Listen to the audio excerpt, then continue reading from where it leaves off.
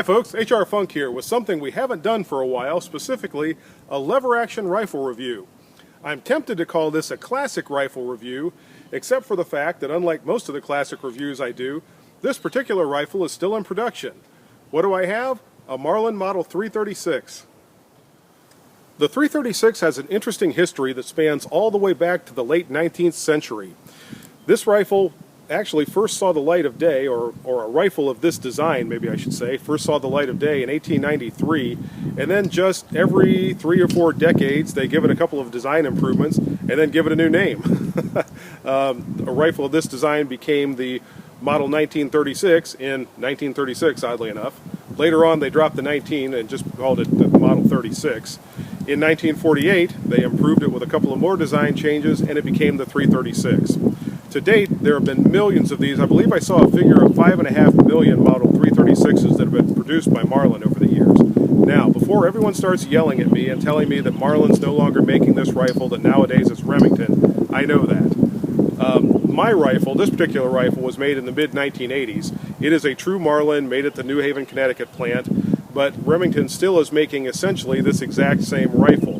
There are a couple of changes in the newer ones. One of the big things you'll see in the new ones is a crossbolt safety right here. You can see in mine that was not something they felt was necessary back in the 1980s. In fact, I don't think they felt that was necessary up until somewhere in the mid to late 1990s. During the course of its production, the 336 has gone through a lot of different variations. There are straight stock versions with straight levers. There is obviously the pistol grip stock version. There are versions that have a cap at the end of the forestock to clamp the barrel and magazine. This, as you can see, has a barrel band.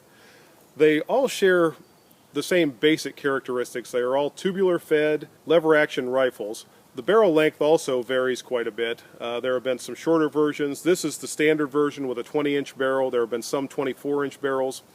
The 336 that they're making nowadays, the stainless version, I'm trying to think what it's called, the long-range version has either a 24 or a 26-inch barrel. So again, it also has a laminated stock. This is really my favorite version of the 336. It has nice wood, as you can see, nice bluing. I've said in the past when I'm talking about lever action rifles that they are uniquely American. They invoke visions of John Wayne, visions of cowboys going across the western frontier, and taming of our country.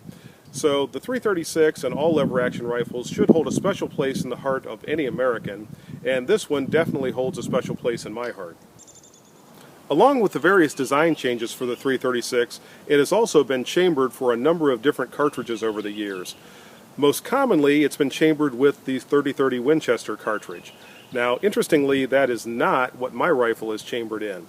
My rifle is chambered for the 35 Remington cartridge. And as interesting and unique as the history of the Model 336 is, the Model 35 Remington cartridge probably has a history to match it. Originally devised in 1906, the 35 Remington cartridge was part of a family of cartridges that Remington had manufactured to compete with similar Winchester offerings. Most all of those have died off to this point, and the only one really that's left is the 35 Remington. Originally, the home of the 35 Remington was in the Remington Model 8. If anyone remembers, that's a rather unique semi-automatic rifle that Remington produced for a number of years. I believe the only home currently for the 35 Remington is the Marlin Model 336 rifle. It's a great cartridge. It's a bigger diameter and hits a little bit harder than the 30-30 Winchester. Not that it's a super long-range cartridge, and it does not compete with any of the modern marvels that we have for cartridges nowadays. It is an older cartridge. It has a blunt-tipped bullet, and it's really only adequate out to about 100, maybe 150 yards, depending on who's shooting it. We're going to do a little bit of shooting here in a minute, just to see some of the accuracy you can expect with the rifle, and we'll do a little bit of shooting on some reactive targets just to see how they handled the 35 Remington. Before we start to actually shoot, I thought I would show you the 35 Remington cartridge. This is a hand load that duplicates the factory loading. It is a 200 grain soft point bullet that has a muzzle velocity of about 2,050 to 2,100 feet per second. I believe Remington actually rates it at 2,080 feet per second. So again, it's not the equal of a lot of modern cartridges, but still within its range limitations, it's a very effective cartridge on deer-sized game.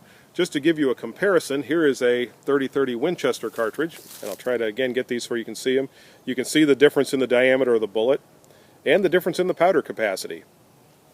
Again, very good bullet, nothing wrong with the 30-30 Winchester, but I tend to like something a little different in my firearms, and I like the 35 Remington just a little bit better. And I'm all set up and ready to go here. I'm not going to do a lot of shooting from the bench. That's really not what this rifle was intended for. But I do want to do just a little bit of shooting because I think there's a notion out there that lever action rifles and older blunt tip bullets really are not capable of good accuracy. I've always found this to be a pretty accurate rifle, and hopefully I can dispel that idea that we can't get good accuracy out of this type of a system. Or maybe I'll reinforce it if I don't shoot too well. We'll see. One thing about this rifle, it has a tremendous trigger. Now, I bought this rifle used. I don't know if someone had the trigger worked on or not, but the trigger is very, very nice on this, and I have to actually be careful and make sure I have everything lined up when I go to squeeze the trigger because this rifle has a very light let-off. So with that little bit of an introduction, I'm going to do some 50-yard shooting here. I'm again employing my universal rifle rest. This works with any type of rifle that I've ever tried it with. They're relatively inexpensive too, so if you're looking for one, they're not hard to find. I think I got this from Kmart and probably spent about $10 on it. So anyway, let's do some shooting here and see what kind of accuracy we get out of the 336 Marlin and the 35 Remington Cartridge.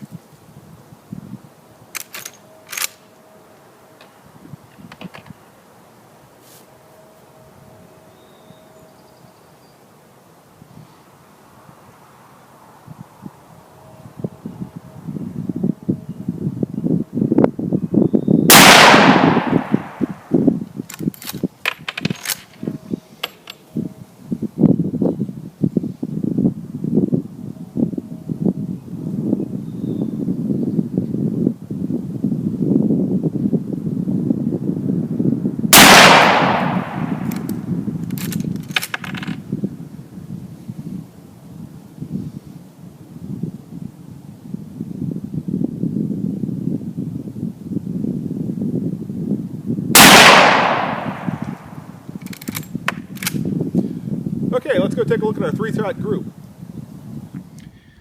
And here we go. 3 shots, all inside a 3-inch 10 ring from 50 yards. Not too shabby for a rifle that first saw the light of day in 1893 and a cartridge that's been around with us since 1906. Not too bad at all. As you saw, that 3-shot group was fired with this rifle's iron sights. Now, one thing about Marlin rifles, all the lever-action rifles have a solid top receiver, and they are drilled and tapped to make scope mounting very easy. If I were to mount a scope on this rifle and be able to take full advantage of the accuracy potential of the barrel, that group would be even more impressive than it is. Even so, for me, I don't prefer a scope on a lever-action rifle. I think it works against the balance and the clean lines of the rifle. I much prefer the iron sights. What I really prefer on a lever action rifle is an aperture sight on the rear, which is very fast and even more accurate than these open buckhorn style sights. So that's enough shooting from the bench. As I said, I'm not going to do much of that.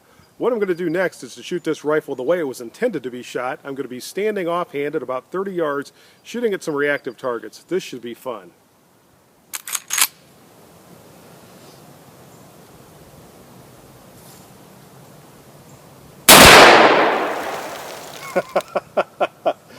Well, that had a little bit different effect than I expected. Let's take a look at that. Did I mention the 35 Remington hits with some authority? Maybe I'll just do this one bottle at a time.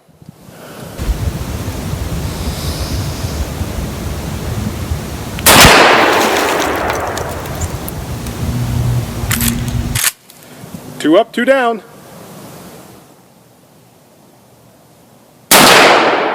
Oh! Don't get to go 3 for 3. I'm going to have to try another one.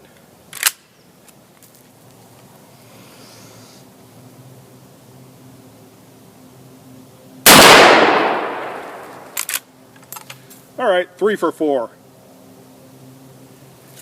And there you have it, folks. A quick review on the Marlin 336 chambered for the 35 Remington cartridge. These rifles are a lot of fun. I bought this rifle used, by the way, and I paid something like $265 for it. Now, that's been a few years ago, but still, there are a lot of these out there. You'll see a lot of them in the used racks. If you're interested in a lever-action rifle, you could do a whole lot worse than the Marlin Model 336.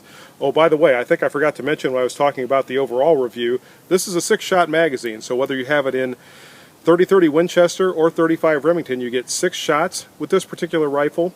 And I stepped off my distance back here when I came back from the targets the last time, and I'm actually shooting this offhand from about 40 yards, which around these parts is really not an unrealistic distance where you might take a shot at a deer. So you can see it's absolutely up to the task.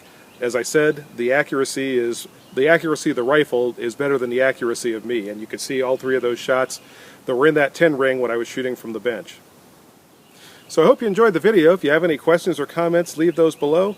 And until next time, good shooting. Oh, by the way, I got a few more water bottles left, so I'm going to have some more fun before I leave the range. See you next time. Bye-bye.